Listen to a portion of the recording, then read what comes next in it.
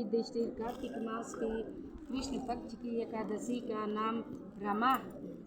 इसके महत्व की कथा ऐसा है कि एक मुनचंद नामक राजा सत्यवादी और विष्णु का भक्त था। उसकी कन्या का नाम चंद्रभागा था। उसका विवाह राजकुमार शोभन के साथ किया। शोभन का शरीर निर्बल था, श्रद्धा उसकी पूर्ण शक्तिशाली थी। एक दिन शोभन ससुराल में था और रमा एकादशी आ गई। मुनचंद राजा ने ढिंढोरा पिटवा दिया। आज सब प्रजा को उपवास करना होगा।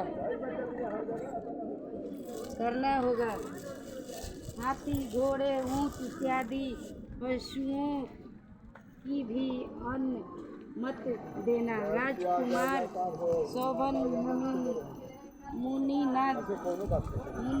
मुनि जी सुनकर पत्नी से पास में गया और कहने लगा, मैंने उपवास किया तो अवश्य मर जाऊंगा। कहिए क्या कह रही है? पत्नी बोली, यदि उपवास की शक्ति नहीं हो तो यहाँ से किसी दूसरे स्थान में चले जाइए। शोभन ने उत्तर दिया, यह बात निश्चित है कि मेरे शरीर से उपवास की शक्ति नहीं, परंतु श्रद्धा भक्ति और मेरे मन में पूर्ण है।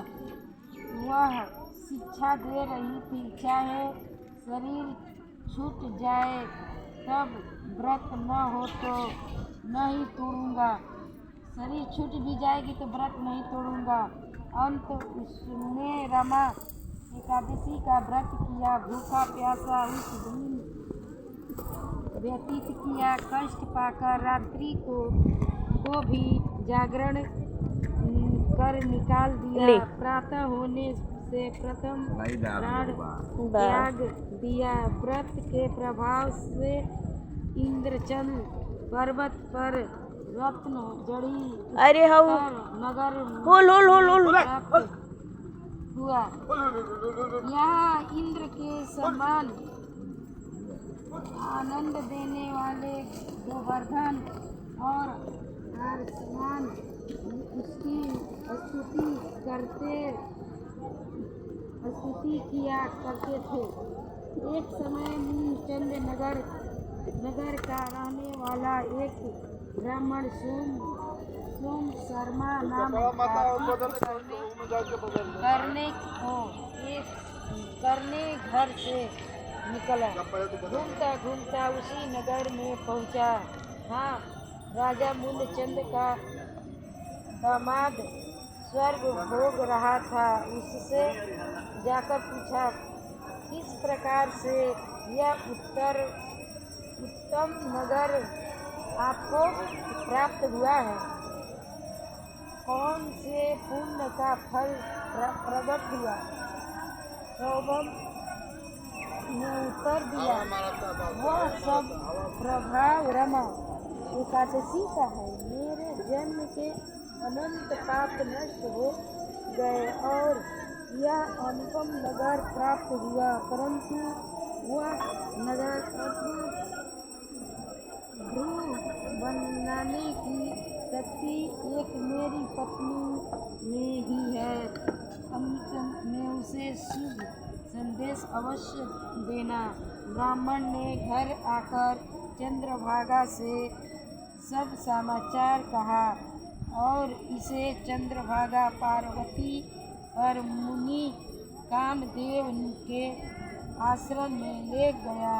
मुनि चंद्रभागा के मंत्रों द्वारा अभिषेक किया। वह दिव्य शरीर धारण कर पति के पास चली गई। पति को कहने लगी, मैं जन्म का एकादशी का व्रत करती रही हूँ। इसके प्रभाव